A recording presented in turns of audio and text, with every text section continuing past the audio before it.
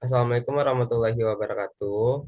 Perkenalkan, nama saya M. Alvin, NIM 230600015. Dan pada kesempatan kali ini, saya akan mempresentasikan materi statistika lanjutan tentang analisis regresi dan korelasi berganda yang ada pada bab 16. Eh, yang terhormat, Bapak Dr. Alphonse Satrianto, SEME, selaku dosen pada mata kuliah statistika lanjutan. Saya dari sesi 028. Langsung aja kita mulai presentasinya.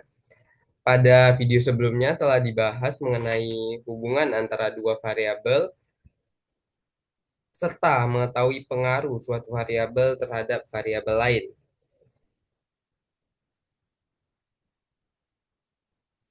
Hubungan dan pengaruh dari dua variabel tersebut bermanfaat untuk mengetahui kondisi atau dampak yang terjadi akibat adanya perubahan suatu variabel terhadap variabel lain.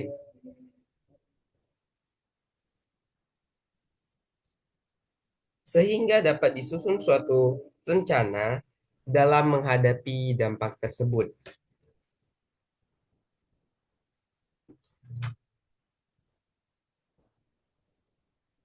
Pada kehidupan nyata, banyak kasus yang memerlukan pengetahuan tentang hubungan tersebut. Namun demikian, tentunya tidak hanya terbatas pada dua variabel saja.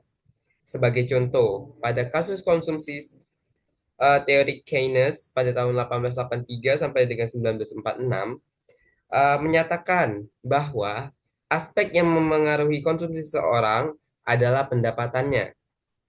Namun demikian, Friedman 1962 menyatakan bahwa keputusan seseorang untuk mengonsumsi sesuatu pada dasarnya tidak hanya dipengaruhi faktor pendapatannya, tetapi juga perkiraan pendapatannya pada masa mendatang, selain faktor suku bunga, pajak, distribusi pendapatan, dan lainnya. Teori Keynes dan Friedman hanyalah salah satu contoh bahwa banyak variabel yang menjadi dasar bagi pengambilan suatu keputusan. Oleh sebab itu, pada video kali ini akan dipelajari tentang regresi berganda untuk mengetahui hubungan dan pengaruh dari beberapa variabel bebas atau independent variabel terhadap variabel terikat atau dependent variabel. Oke, kita ke slide berikutnya. Mungkin kita akan masuk ke analisis regresi berganda tentang pendugaan koefisien regresi terlebih dahulu. Selanjutnya masuk ke koefisien determinasi, korelasi berganda, dan korelasi parsial. Ada kesalahan baku dalam regresi berganda. Selanjutnya ada pengujian hipotesis pada regresi berganda, ada asumsi pada pelanggaran asumsi dalam regresi berganda. Dan yang terakhir nanti kita akan masuk ke regresi berganda dalam ekonomi dan keuangan.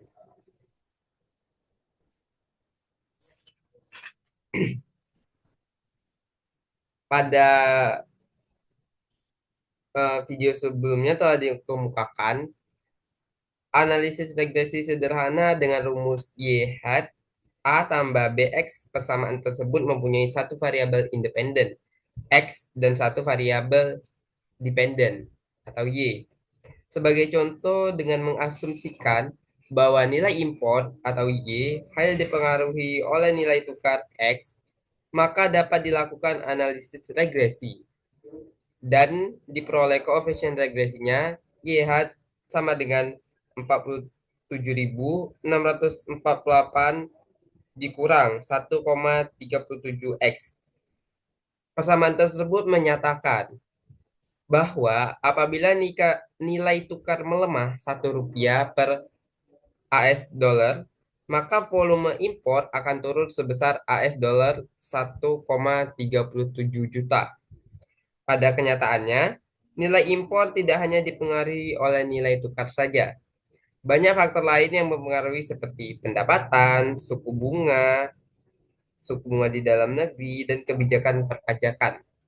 Untuk menganalisis besarnya hubungan dan pengaruh variabel independen yang jumlahnya lebih lebih dari dua, digunakan analisis regresi berganda.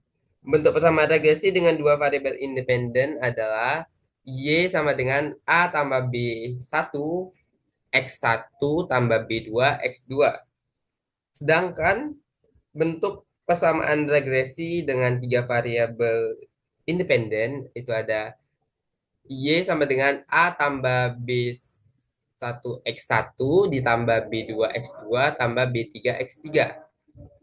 Bentuk umum persamaan sehingga bentuk umum persamaan regresi untuk K variabel independen dapat dirumuskan sebagai berikut, yaitu Y sama dengan A tambah B1 X1 tambah B2 X2 ditambah B3 X3 ditambah seterusnya ditambah sampai BK XK. Oke, kita lanjut ke slide berikutnya. Persamaan untuk mendapatkan koefisien regresi.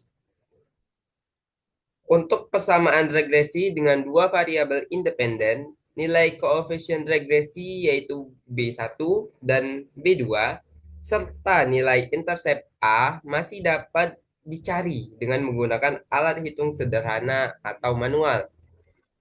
Namun demikian, untuk memudahkan mencari nilai koefisien regresi untuk lebih dari dua variabel independen, dapat dibantu dengan komputer, baik menggunakan Microsoft Excel maupun SPSS. Untuk memperoleh koefisien regresi A, B1 dan B2 dari persamaan Y sama dengan A tambah B1 X1 ditambah B2 X2 dapat digunakan metode ordinary least square atau OLS yang telah dikemukakan pada video sebelumnya. Prinsip metode OLS adalah meminimumkan jumlah kuadrat deviasi di sekitar garis regresi. Nilai koefisien regresi A, B1, dan B2 dapat dipecahkan secara simultan dari tiga persamaan berikut. Sigma Y sama dengan NA ditambah B1 sigma X1 ditambah B2 sigma X2. Sigma X1 Y sama dengan A sigma X1 ditambah B1 sigma X1 pangkat 2 ditambah B2 sigma X1 sigma X2. Dan sigma X2 Y sama dengan A sigma X2 ditambah B1 sigma X1 sigma X2 ditambah B2 sigma X2 pangkat 2. Oke, kita ke slide selanjutnya. Teori permintaan menyatakan bahwa permintaan suatu produk akan ditemukan oleh harga barang itu sendiri dan pendapatan seseorang. Hukum permintaan juga menyatakan bahwa apabila harga meningkat, maaf, eh, bahwa apabila harga barang meningkat, maka permintaan menurun, sehingga hubungan antara permintaan dan harga barang adalah negatif. Hubungan antara pendapatan dengan permintaan dapat bernilai negatif dan positif. Hubungan pendapatan dengan barang normal bernilai positif. Artinya, apabila pendapatan meningkat, permintaan terhadap barang normal juga akan meningkat. Sebaliknya, hubungan dengan barang inferior bernilai negatif, yaitu apabila pendapatan meningkat, permintaan terhadap barang inferior justru menurun. Berdasarkan teori tersebut, Astuti pada tahun 2014 melakukan penelitian di Giant BSD untuk mengetahui hubungan dan pengaruh variabel harga dan pendapatan terhadap permintaan minyak goreng. Berikut adalah hasil penelitiannya. Bisa kita lihat pada slide ini ada responden itu ada Gita, Ana, Ida, Janti, Dewi, Heni, Ina, Farida, Ludi, dan Natalia. Permintaannya itu beragam, ada yang 3, 4, sampai dengan 10. Begitu juga dengan harga minyaknya, dari ada yang 8, 7, 6, 5. Begitu juga dengan pendapatan. Di 10, 8, 5, 4, 3, 2, 1.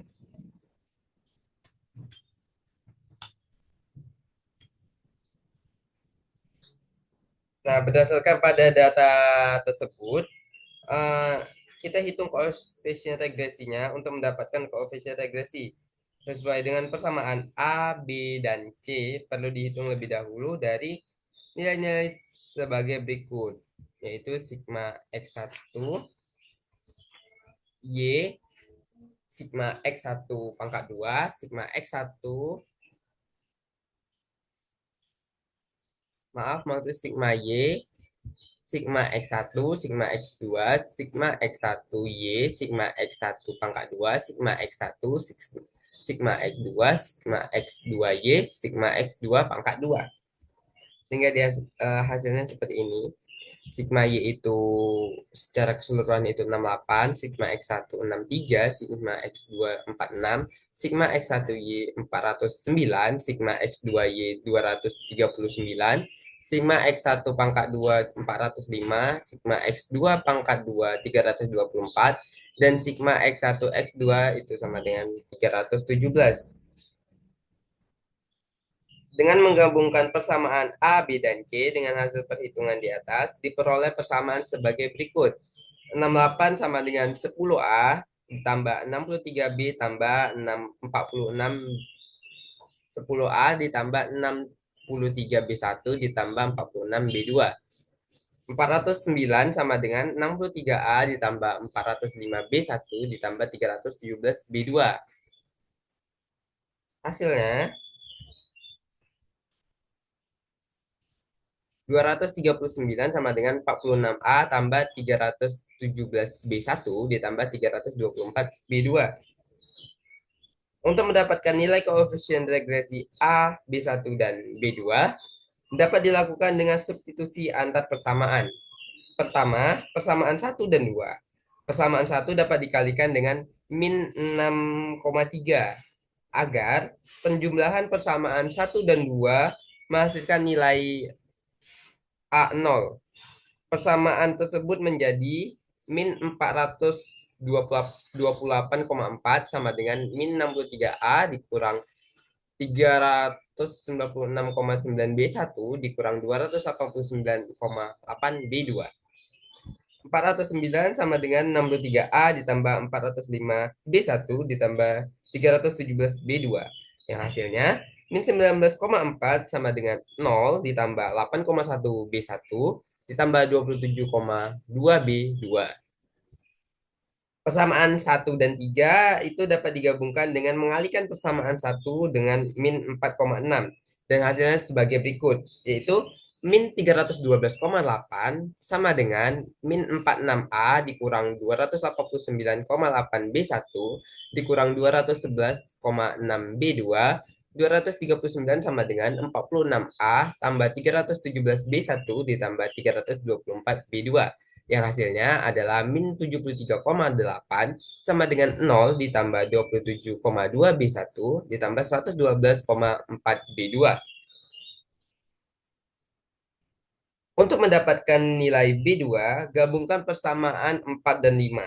Kalikan persamaan 4 dengan min 3,36, sehingga nilai B1 sama dengan 0. Hasilnya adalah sebagai berikut. 65,18 sama dengan 0 dikurang 27,2B1 dikurang 91,39B2. Min 73,8 sama dengan 0 ditambah 27,2B1 ditambah 112,4B2. Yang hasilnya itu min 8,62 sama dengan 0 ditambah 0 tambah 21,01B2. Dari persamaan 6, maka nilai B2 adalah min 8,62 per 21,01 yang sama dengannya min 0,41. Setelah menemukan nilai B2, maka nilai B1 dapat dicari dengan menggunakan persamaan 4 dan 4 atau 5. Min 19 4 ditambah 0 tambah 8,1B1 ditambah 27,2 dikali min 0,41. Min 19,4 sama dengan 8,1B1 dikurang 11,15. 8,1B1 pindah ruas sama dengan min 19,4 tambah 11,18. 8,1 B1 sama dengan min 8,22. B1 sama dengan min 8,22 per 8,1 sama dengan min 1,015. Setelah nilai koefisien regresi B1 dan B2 diketahui, maka nilai A dapat dicari dengan memasukkan nilai koefisien regresi B1 dan B2 ke dalam persamaan 1 atau 2 dan 3. Hasilnya adalah sebagai berikut. 68 sama dengan 100A tambah 63 dikali min 1015 ditambah 46 dikali min 0,41. 68 sama dengan 10A dikurang 63,96 dikurang 18,90. 10A pindah ruas ke kiri, 10A sama dengan 68. 68 yang dari kiri pindah ke kanan ditambah 82,86. A itu sama dengan 150,86 dibagi 10 hasilnya 15,086. Dengan menemukan nilai koefisien regresi A, B1 dan B2, maka persamaan regresinya dapat dinyatakan sebagai berikut. Y sama dengan 15,086 dikurang 1,015 X1 dikurang 0,41 X2. Dari persamaan tersebut, secara ekonomi kita dapat melihat hubungan dan besar pengaruh variabel bebas, yaitu harga X1 dan pendapatan X2 terhadap permintaan minyak goreng Y. Variabel hanya hanya variabel hanya mempunyai koefisien regresi B1 sebesar min 1,015. Jadi, apabila harga minyak goreng naik Rp1.000, maka permintaan minyak goreng setiap keluarga akan turun 1,015 liter per bulan. Dengan catatan, kondisi lain tidak berubah atau ceteris paribus. Kenyataan ini tentunya sudah sesuai dengan hukum ekonomi, bahwa apabila harga meningkat, maka permintaan akan menurun.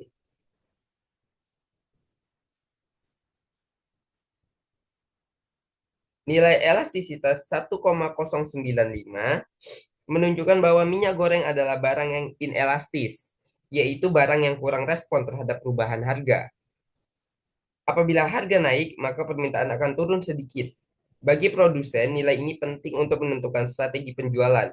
Bagi produsen yang mengetahui bahwa minyak goreng adalah inelastis, seperti halnya beberapa produk kebutuhan dasar lainnya, maka penerapan strategi penurunan harga untuk meningkatkan penerimaan tidak akan efektif.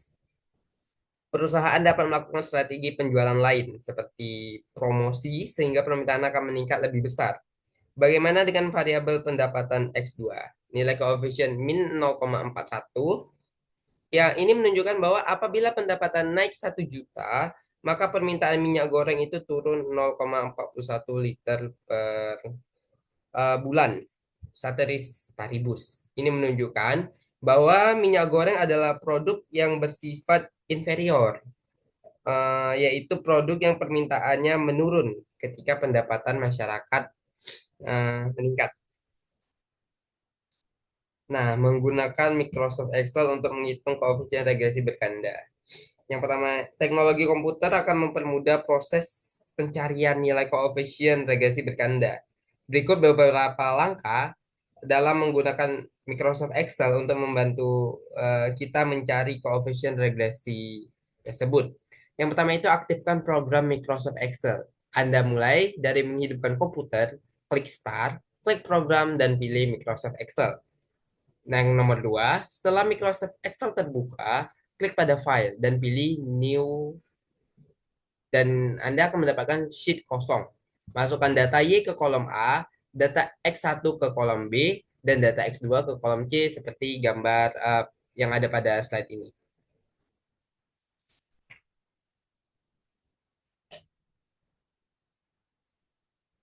Nah, setelah selesai melakukan entry data, klik Tools dan pilihlah Data Analyze, sehingga keluar kotak dialog data analisis seperti gambar pada langkah kedua. Yang nomor 4, setelah keluar kotak dialog data analisis, pilih regression hingga keluar kotak dialog seperti pada gambar berikut.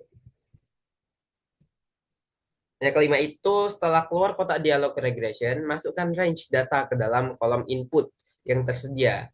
Masukkan range data Y pada kotak input Y range, misalkan di kolom A dari baris 2 sampai 11, maka ditulis dolar A, dolar 2 sama dengan dolar A, dolar 11, atau Anda blok saja di kolom A dari baris 2 sampai 11. Sedangkan data X1 dan X2 dimasukkan ke dalam kolom input X range, yaitu dari kolom B baris 2 sampai kolom C baris 11. Setelah selesai blok data input dan tekan OK. Nah, yang terakhir itu setelah menekan OK, maka hasil regresi itu akan keluar seperti pada gambar yang akan ditampilkan setelah ini. Perhatikan pada kolom coefficient terdapat nilai intercept untuk A sebesar 15,086166, X variabel 1 untuk B1 sebesar min 1,01152403, dan X variabel 2 untuk B2 sebesar min 0,41090027. Dengan demikian, dengan mudah kita dapat menulis persamaan regresi adalah Y sama dengan 15,086166 dikurang 1,01152403 X1 dikurang 0,41090027 X2. Nah, ini gambar yang pada poin ke-6 tadi ya. Tentang apa tadi? Tentang hasil regresinya akan keluar. Nah, ini dia hasil regresinya akan keluar pada gambar ini. Nah, oke, mungkin kita lanjut ke koefisien determinasi, korelasi berganda, dan korelasi parsial.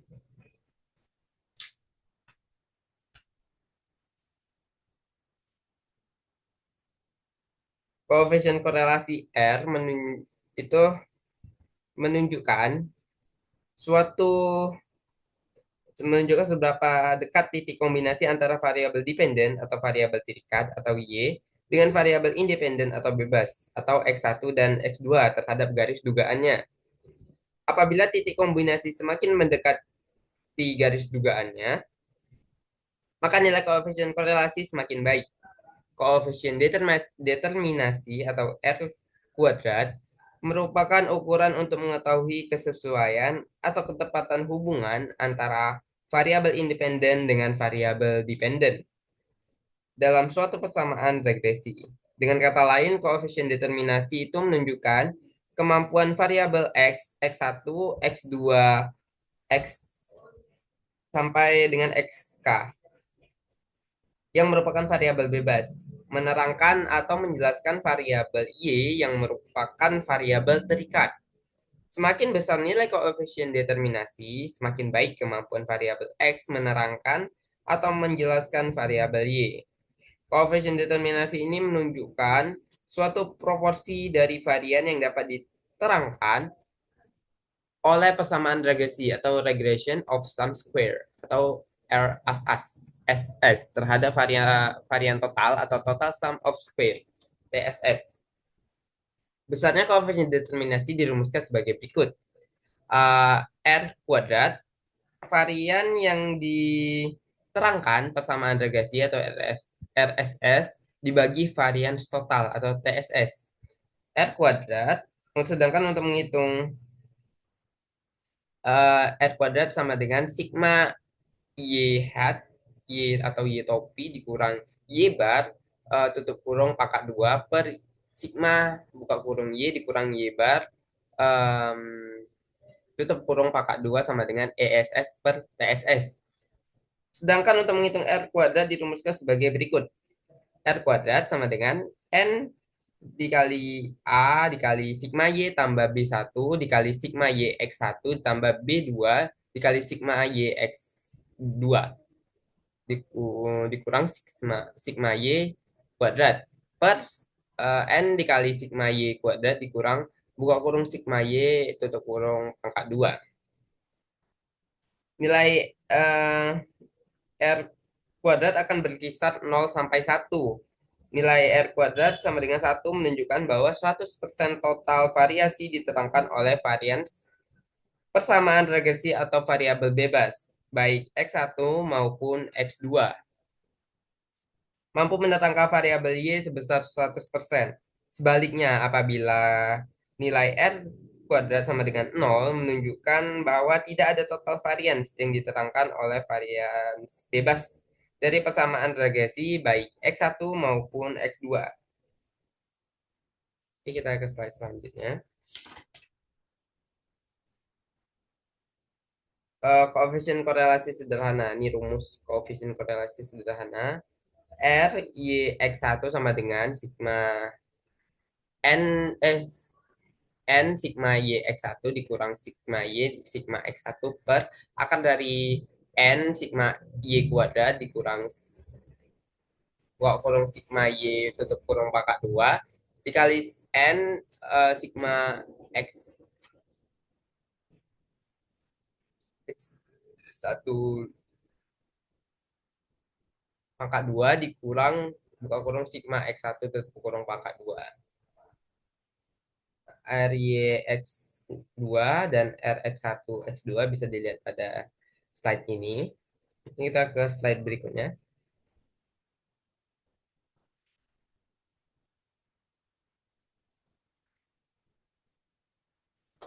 Nah, ini rumus koefisien korelasi parsial.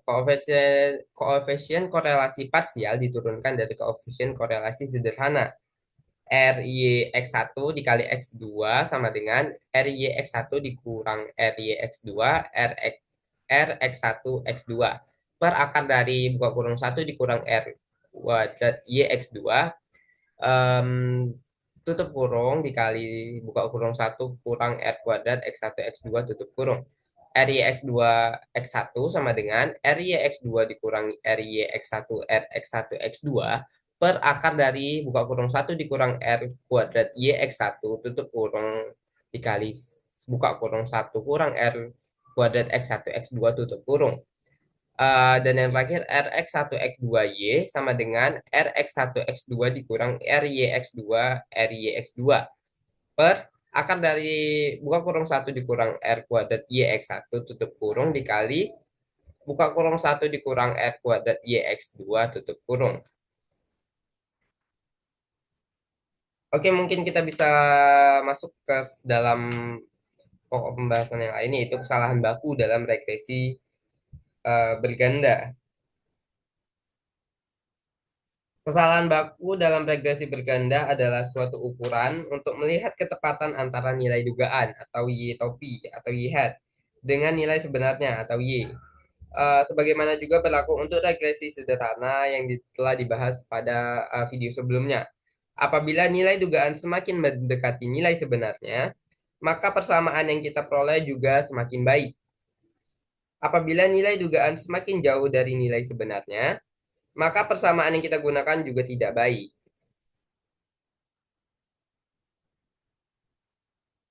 Nah, suatu ukuran yang mengukur ketidakakuratan nilai dugaan disebut dengan kesalahan baku pendugaan atau standar error. Kesalahan baku pendugaan untuk regresi berganda dirumuskan sebagai berikut. SY X1 X2 sama dengan akar dari sigma Y hat kurang Y kuadrat per N dikurang buka kurung K ditambah 1 tutup kurung. SY X1 X2 itu adalah kesalahan baku atau standar error pendugaan variabel Y berdasarkan variabel X1 dan X2. Y topi itu merupakan atau Y hat itu merupakan nilai dugaan dari Y di mana X1 dan X2 diketahui. Y itu merupakan nilai pengamatan dari Y. N itu merupakan jumlah sampel atau data dan K itu adalah jumlah variabel bebas. Sebagai contoh, ini adalah contoh kesalahan baku pendugaan. Dan untuk mendapatkan nilai kesalahan baku standar, nilai pendugaan harus diketahui. Nilai pendugaan dapat diperoleh melalui proses berikut. Dari data di atas kita dapat membuat grafik hubungan Y dengan Y hat. Semakin dekat nilai Y dengan Y hat, maka semakin kecil jarak nilai Y dengan Y hat.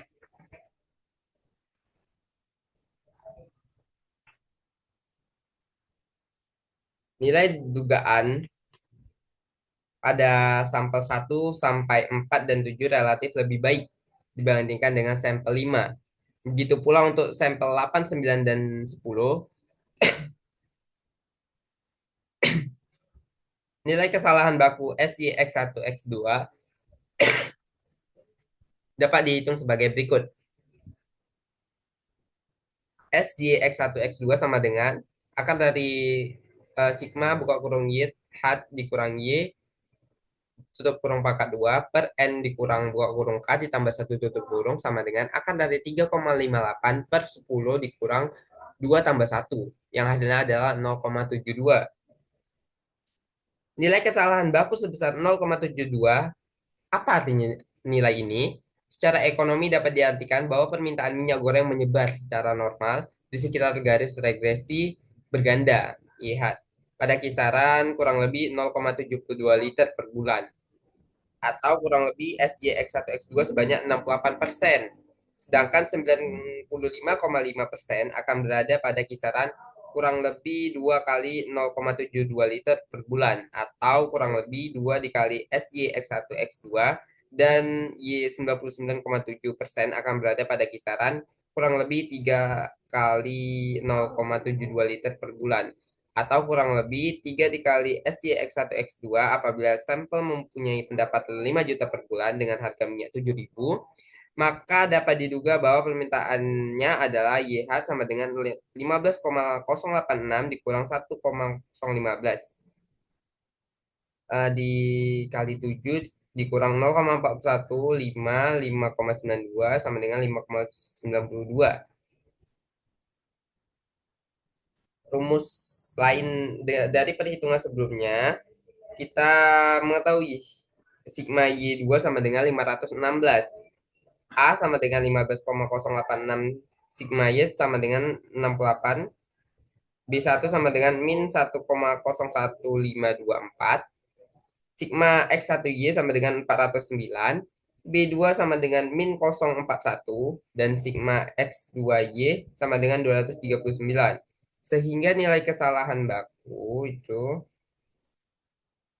adalah SYX1 X2, kita masukkan rumus, itu akar dari 516 dikurang buka kurung 15,086 dikali 68 tutup kurung dikurang buka kurung min 1,01524 dikali 409 tutup kurung dikurang buka kurung min 0,41 dikali 239 dibagi 10 dikurang 3 sama dengan 0,72. Nilai kesalahan baku dapat dengan mudah diketahui dengan menggunakan program komputer. Apabila Anda melakukan analisis regresi, secara otomatis nilai kesalahan baku akan terhitung juga dalam output program baik dengan Microsoft Excel maupun SPSS. Nilai kesalahan baku biasa disebut dengan standard error of the estimate. Rumus kesalahan baku untuk interval pendugaan. Setelah mengetahui cara menghitung nilai kesalahan baku dan artinya, apa manfaat lain dari nilai kesalahan baku ini? Nilai kesalahan baku sebagaimana dikemukakan pada sebelumnya dapat digunakan untuk menyusun selang kepercayaan untuk nilai dugaan Y dari semua nilai X yang diketahui. Pendugaan interval nilai tengah Y dimaksudkan untuk mengetahui nilai dugaan bagi Y untuk seluruh nilai X yang diketahui. Rumus interval untuk nilai tengah Y adalah sebagai berikut. Y hat kurang lebih T sama dengan buka kurung SY X1 X2 tutup kurung. Y hat itu merupakan nilai dugaan dari Y untuk nilai X tertentu. T itu merupakan nilai T table untuk tarafnya tertentu. SY X1 X2 itu merupakan standar error variabel Y berdasarkan variabel X yang diketahui. Next. Penggunaan Microsoft Excel untuk mencari kesalahan baku. Tampilan program Microsoft Excel. Standar error penduga juga langsung dihitung dalam output dinyatakan sebagai standar error yang terletak di sebelah kanan kolom coefficient. Nah, mungkin kita masuk ke pengujian hipotesis pada regresi berganda. Um,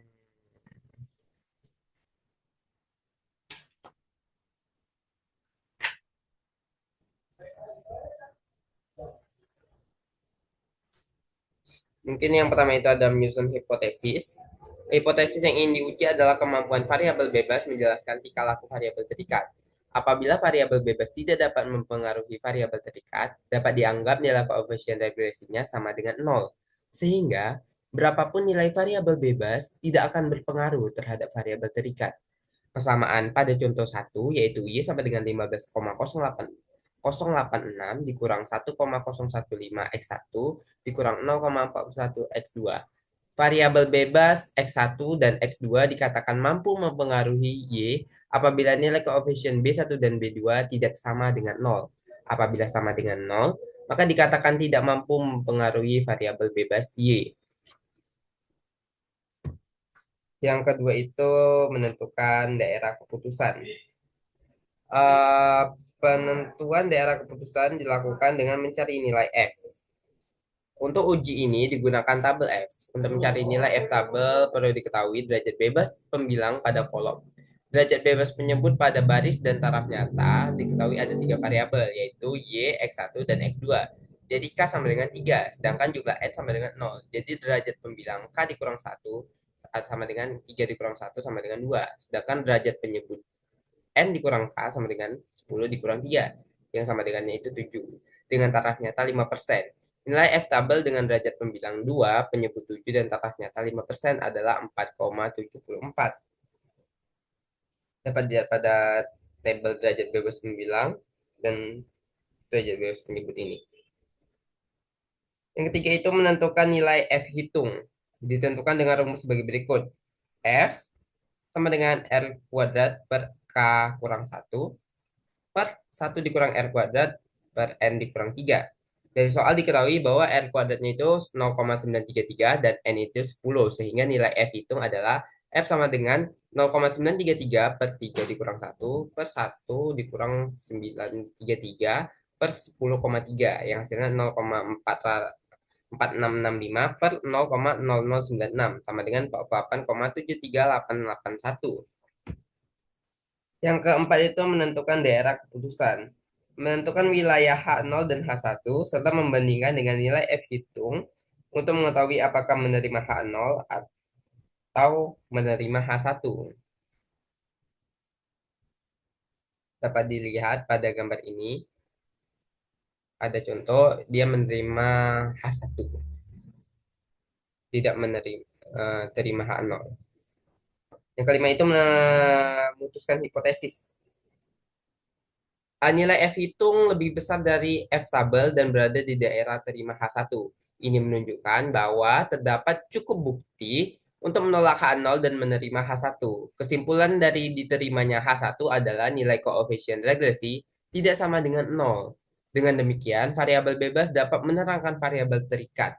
Atau dengan kata lain, variabel bebas yaitu X1 dan X2 pengaruhnya secara bersama-sama nyata terhadap variabel terikatnya, yaitu Y.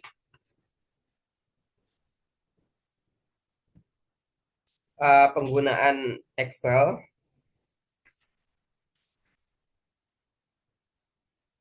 Penggunaan Excel untuk uji signifikansi serentak, yaitu UGF. Terdapat pada tabel atau gambar pada slide ini. Kita juga tidak perlu musingin untuk melihat F tabel karena output dari pengolahan dengan Microsoft Excel itu sudah menampilkan nilai probabilitas dari F hitung atau signifikansi F. Dengan membandingkan nilai signifikansi F dengan taraf pengujian 1% atau 5%, maka dapat diketahui apakah H0 diterima atau ditolak. Jika nilai signifikansi F lebih besar, lebih kecil dari taraf pengujian, maka kesimpulannya tolak H0 dan terima H1. Dan sebaliknya, jika nilai signifikansi F lebih besar daripada taraf pengujian, dengan menggunakan contoh kasus sebelumnya, maka diperoleh nilai signifikansi F sebesar 0,0000770 yang lebih kecil dari taraf 5%, bahkan 1%. Sehingga kesimpulannya adalah tolak H0 dan terima H1. Kita masuk ke asumsi dan pelanggaran asumsi pada regresi berganda.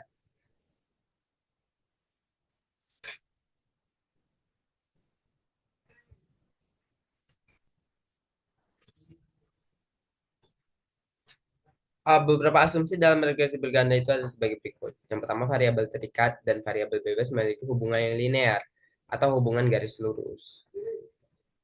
Yang kedua, variabel terikat haruslah variabel yang bersifat kontinu dan paling tidak berskala selang. Yang ketiga itu nilai keragaman atau residu, yaitu selisih antara data pengamatan dan data dugaan hasil regresi. Harus sama dengan nilai Y. Yang keempat, pengamatan untuk variabel terikat dari satu pengamatan ke pengamatan lain harus bebas atau tidak berkorelasi. Pelanggaran asumsi multikoliner antar variabel bebas ada korelasi. Multikoliniaritas dikemukakan pertama kali oleh Ragnar Frisch dalam bukunya Statistical Confluence Analysis by Means of Complete Regression System. Frisch menyatakan bahwa multikolinier adalah adanya lebih dari satu hubungan linear yang sempurna. Mengapa dalam regresi berganda tidak boleh terjadi multikolinier?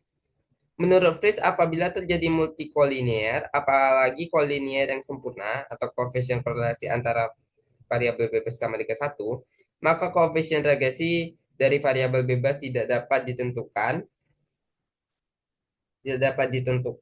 dan standar errornya tidak terhingga. Beberapa teknik untuk mengenali multikolinearitas itu, yang pertama itu variabel bebas secara bersama-sama pengaruhnya nyata atau uji F-nya nyata. Namun ternyata setiap variabel bebasnya secara parsial pengaruhnya tidak nyata, uji T-nya tidak nyata. Yang ke B, nilai koefisien determinasi R kuadrat sangat besar. Namun ternyata variabel bebasnya berpengaruh tidak nyata atau uji T itu tidak nyata. Yang C, nilai koefisien korelasi parsial yaitu RYX1, X2, RYX2, X1, dan RX1, X1, Y ada lebih besar dari koefisien determinasinya. Nilai FIV atau Variance Inflation Factor, nilai FIV lebih besar daripada 10, berarti telah terjadi multikolinearitas yang serius di dalam model regresi. Selanjutnya ada yang namanya heteroskedastisitas. Em, Heteroskedastisitas untuk menunjukkan nilai varians Y dikurangi Y hat antar nilai Y tidaklah sama atau hetero. Tanya bagaimana mendeteksi heteroskedastisitas ini?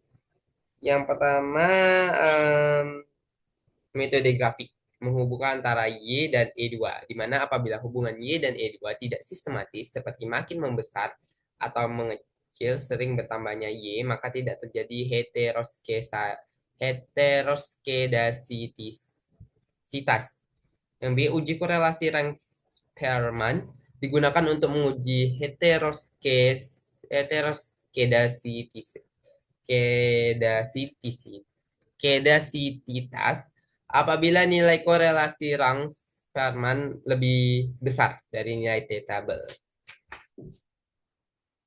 Yang selanjutnya ada yang namanya autokorelasi. Autokorelasi dikenalkan oleh Maurice G. Kendali dan William R. Buchlan. Autokorelasi merupakan korelasi antara anggota observasi yang disusun menurut urutan waktu. Ada beberapa penyebab autokorelasi yaitu kelembaman.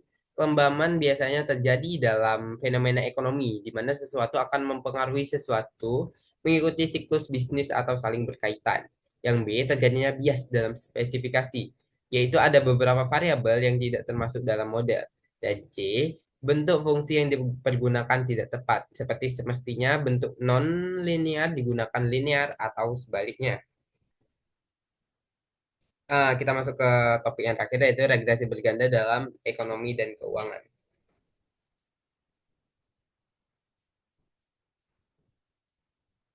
Bisa kita lihat pada contoh ini,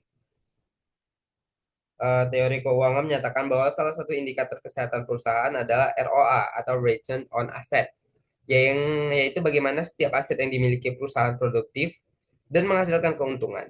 Berdasarkan keyakinan tersebut, maka untuk contoh ini dibuat persamaan, yaitu keuntungan laba dipengaruhi total aset yang dimiliki dan harga saham. Harga saham merupakan cerminan dari aktivitas perusahaan. Karena harga saham berfluktuasi sesuai dengan kondisi perusahaan.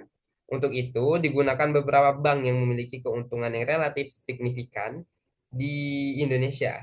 Data diperoleh untuk tahun 2013 dari IDX Statistik 2013 BEI. Data seluruhnya adalah sebagai berikut. Bisa kita lihat pada gambar ini.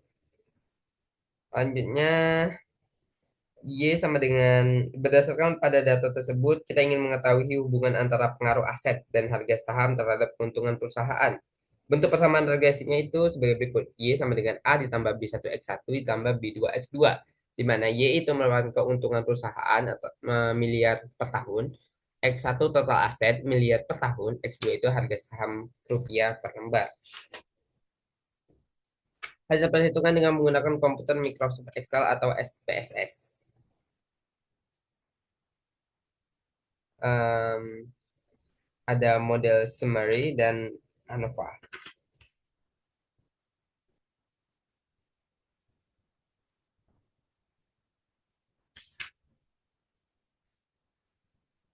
Dan ada coefficients.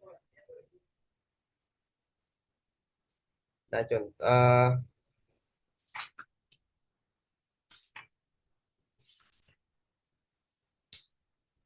persamaan Y sama dengan min 2,928 ditambah 0,017 X1 ditambah 0,4 X2 menyatakan bahwa apabila aset X1 meningkat 1 miliar rupiah, maka keuntungan Y meningkat 0,017 miliar rupiah. Dengan demikian, return on asset di perbankan dapat diperkirakan sebesar 1,7%. Dan hal ini sudah sesuai dengan data ROA seluruh perbankan, yaitu 1,32% pada tahun 2013. Apabila harga saham X2 naik Rp1, maka keuntungan perusahaan meningkat 0,4 miliar. Nilai R kuadrat sama dengan 0,946. Ini menunjukkan kemampuan variabel aset dan harga saham menjelaskan perilaku keuntungan perusahaan sebesar 96,5% dan sisanya atau residu sebesar 3,5%. Dijelaskan oleh variabel lain yang tidak dimasukkan dan diteliti dalam persamaan tersebut. Ini menunjukkan spesifikasi model yang sangat baik karena kemampuan menjelaskannya relatif besar. Oke, kita sudah masuk ke sesi terakhir. Ini sudah masuk ke sesi penutupan. Saya mungkin ingin meminta maaf apabila ada penjelasan dari saya yang masih kurang dan ada materi yang sekiranya saya tertinggal. Mungkin cukup sampai di sini saja. Saya akhiri dengan mengucap salam. Assalamualaikum warahmatullahi wabarakatuh.